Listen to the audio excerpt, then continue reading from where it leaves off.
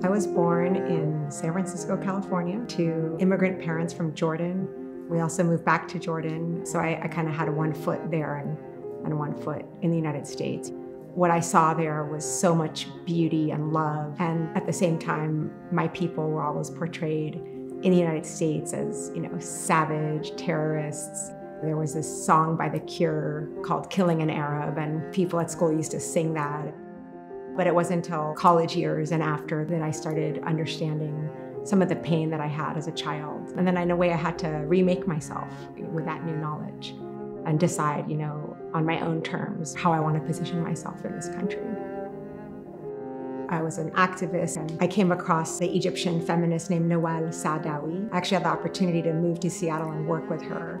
She used the concept of capitalist patriarchy. And so that kind of sparked my participating in movements of feminist activists from the Arab region and the diaspora. And we formed the YWomen Solidarity Association in North America. We understood that if we want to make a change, we needed to change the way people think. Part of the dominant US discourse about US wars in the Arab region use images of Arab women as if, we're the most oppressed women in the world. And then this idea that the US is going to war to save the women. We shared a consensus that our bodies and our life experiences were being used to justify war against our people. And so we knew we had to speak up. And we would attend United Nations conferences like the one in Beijing or the World Conference Against Racism in South Africa. And while we did that, we tried our best to support the Iraqi refugee community in San Francisco, especially the mothers and the women immigrants. So what I learned over the years is that war is a feminist issue.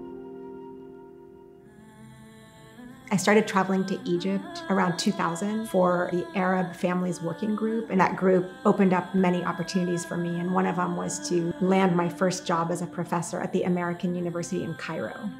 And while I was in Egypt, September 11th happened. And it was really challenging for me because I was not here to, be there for my community, and men were being detained and taken away from their families, and people didn't know if they were ever going to see them again. And so I moved back and joined Insight, Women and Gender Nonconforming People Against Violence. And that really tremendously shaped my life from that moment onwards. It was a moment in US history, a turning point, when more and more social justice movements were paying attention because we had been targeted by the backlash after September 11th. So it was really the first time that our issues became sort of visible and recognized. During that period, I moved to Michigan. At University of Michigan, I was hired to do Arab American Studies and to try to build a curriculum and a program for students. Our program had no funding. And eventually we were able to hire another professor, and her and I created a program called Arab and Muslim American Studies.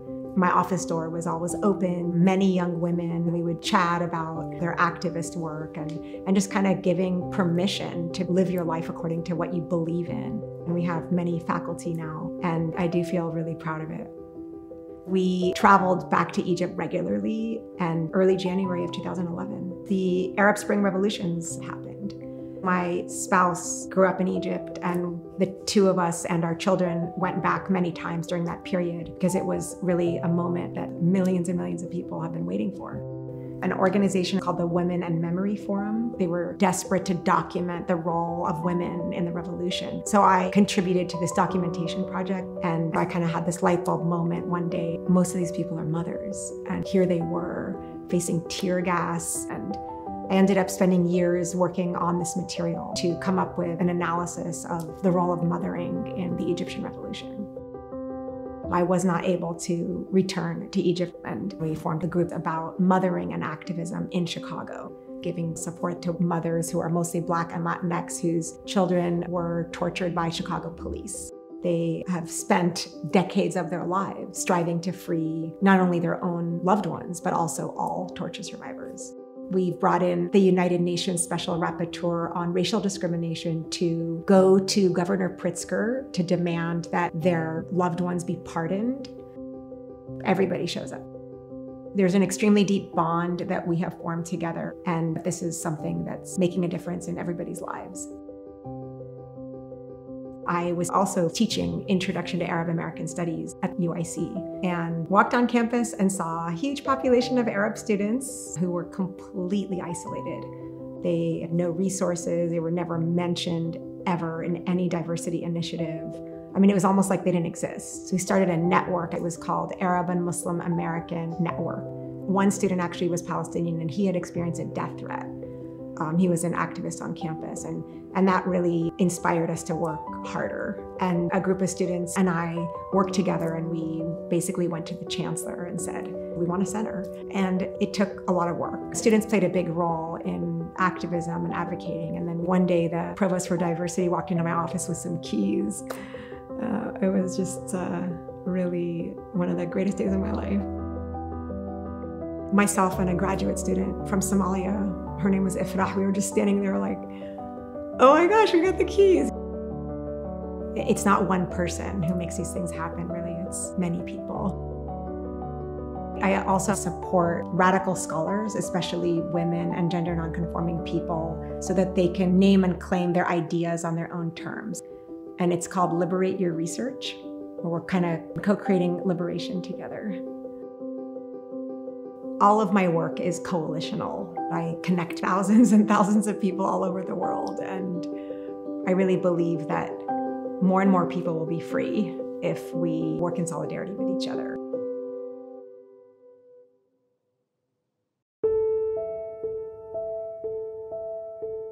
I am the last of 7 kids, 6 girls and a boy.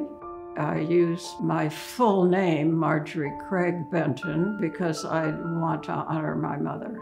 She was my first role model. Ours was not even a middle-class family, so she had a very hard life. I want to tell you something that happened to me when I was a little girl. The family goes to Ocean City, New Jersey, and my mother's friend Elizabeth, who has 8 children, managed to work out to come at the same time. And I see her talking to Elizabeth, and I see Elizabeth cry a little bit. And I think it's just mother's talk. But then apparently Elizabeth decided she'd like to go swimming. And many minutes later, there is sort of a fuss. Suddenly, Elizabeth is being bought out of the water. My mother told us later, Elizabeth was pregnant again. She simply could not bear the thought of another pregnancy and another child to take care of. So she decided her only outlet was to drown herself. And that picture of Elizabeth dead on the beach, I think about it all the time. A woman without choices. That was very real. And it's still very real. And it's very relevant to what I do. And the older I got more and more furious about it. I was very fortunate to meet a social studies teacher, and she took me under her wing. She mentored me. She and I would go to Philadelphia on the weekends to do an early version of Habitat for Humanity. She made sure that I was going to go to college, steep learning curve about what's out there, and that I did have choices. I waited on tables, and we were paid $17 a week, so I organized the women to say we were going to go on strike until we could get more money. I wanted to empower women. I know the possibilities. And I go to Connecticut College for Women, and I met on a blind date Charles Benton. And he proposed his marriage, and we got married in a double wedding with my sister. And my father-in-law, on the night of the wedding, he turned to Charles and he said, "Charles, if you try to control that girl, you'll lose her." So that was incredible advice. And my wonderful husband took that to heart, and we became, back even in 1953, a team. I'm in a family of wealth and influence, a family, and here's the important thing, who cares about public service. I worked with the Immigrant Service League, a very forward-looking organization that was looking after people who were immigrating to this country and helping them get a foothold and do well. if you want to help somebody. I try to find out what's important to that woman. Let's see what you need to do and what I need to do. I have your back. I take the journey with you. And that's how you save lives. So I had this cluster of activities that I was privileged to be a part of. And I was appointed by President Carter as the U.S. Ambassador to UNICEF. And at the same time, I was chair of the board of Save the Children. And I was working in East Africa during the Great Famine. And I remember the thousands of people who were just sitting there, malnourished and starving. And I would go back having secured food and telephones. And then I go back to the original funder and I ask for more money. And they say to me, how do you know you've made a difference? And I say, a year ago, these children couldn't move. They couldn't run. They couldn't chase my Jeep. But now they can do that. Is that enough change? I do whatever it takes. Mentoring had an enormous role to play in my life. So President Clinton asked me to work with White House fellows and find the most talented young people in the country and bring them to Washington. I was trying to do for them what people did for me. And I loved it. But then I decided I really needed to do work here. One thing that's important for women to learn: if you don't find the organization you want that fits your needs, go out and start one. Sonny Fisher, Iris Krieg, Lucia Woods-Lindley, and myself, we said we need to have a women's foundation here. So we started one, and we did really well. I'm proud of it. They're still doing good work. We're still involved. It is a sisterhood, and it's lovely. Now, I like a challenge. I think you've noticed that by now. About 16 years ago, I met Dr. Paul Farmer, the founder of Partners in Health, and the work was made so much more difficult in Haiti because of the 2010 earthquake. But that horrible earthquake gave us a chance to rethink out a modern, efficient, caring health system. So that's what I've been doing these last years. We built a 300,000 square foot teaching hospital, the only hospital in the world totally run by solar. We see 1,000 people a day, mostly women. We added a maternity ward where they could stay if they had a difficult delivery or if the child was premature. The need is so great. The need got worse during the pandemic. So I started a women's association here for Partners in Health, and I'm mentoring a young woman, and it's just been so wonderful. The YW's mission is my mission. We are both empowering women.